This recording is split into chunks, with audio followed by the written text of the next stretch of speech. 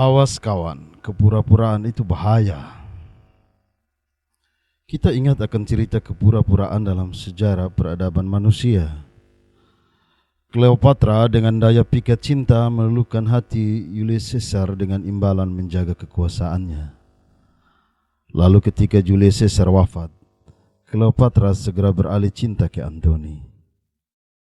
Ada juga catatan hitam tentang kepura-puraan si Herodes yang demi memegang teguh kekuasaan di Yerusalem membawa 3.000 tentara orang Yahudi lalu mengalahkan musuh-musuh Julius Caesar di Mesir. Imbalannya adalah takhta dan kekuasaan. Yerusalem terus ada dalam genggaman.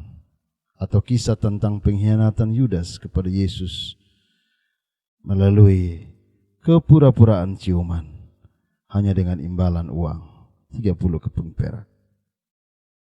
Dalam dunia peran kita mengenal namanya sandiwara. Para pemeran begitu mendalami perannya hingga membuat para penonton terhipnotis.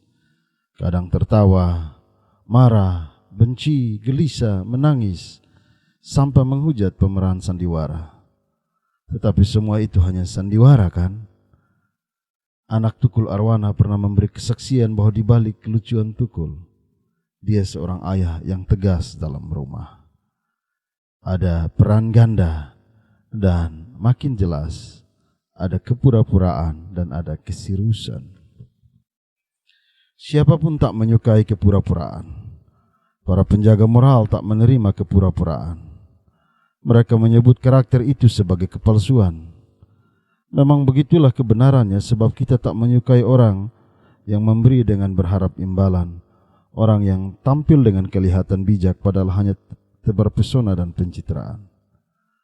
Bahkan orang Tiongkok kuno menyebut orang yang berpura-pura sebagai manusia serigala. Kisahnya dimulai dari seekor siluman serigala.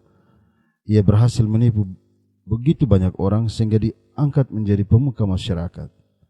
Ternyata suatu waktu ketika mencium bau daging, maka wajah aslinya sebagai serigala muncul ke permukaan. Dan ketahuanlah bahwa sesungguhnya ia bukan manusia baik-baik, melainkan seekor serigala yang menyamar dalam wujud manusia. Di ruang moral, di ruang etika pengetahuan, di ruang kebenaran pentas kehidupan, kepura-puraan harus dilawan. Tetapi ada orang yang mengatakan bahwa kepura-puraan itu diperlukan juga.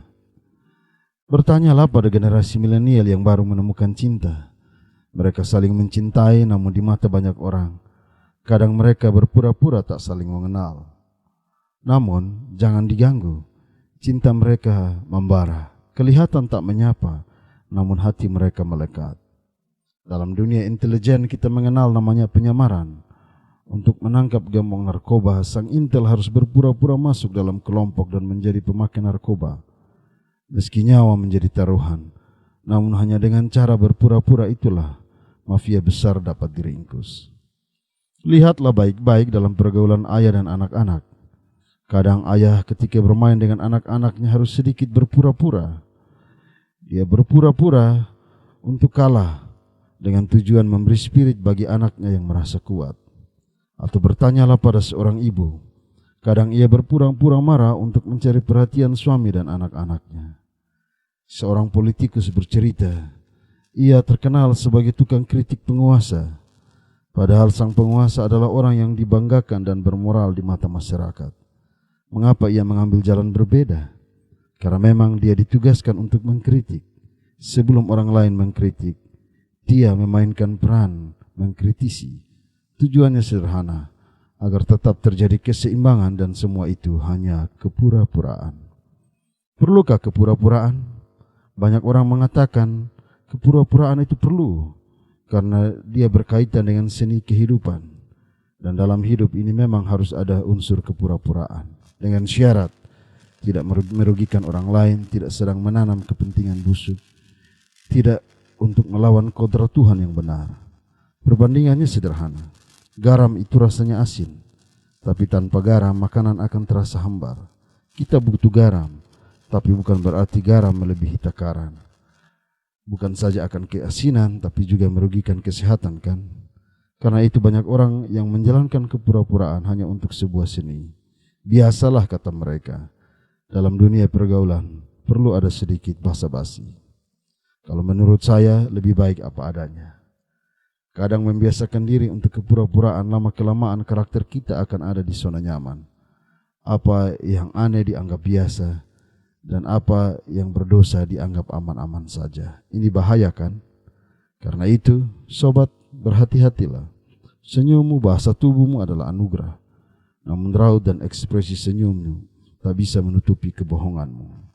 Ada perbedaan yang tipis antara berpura-pura untuk kebaikan dan berpura-pura untuk ambisi jahat. Tuhan akan menilainya. Perlu perenungan mendalam untuk menaruh firman ini di nuranimu. Bukan yang dilihat manusia, yang dilihat Allah. Manusia melihat apa yang di depan mata, tetapi Tuhan melihat hati. 1 Samuel 16 ayat 7. Amin.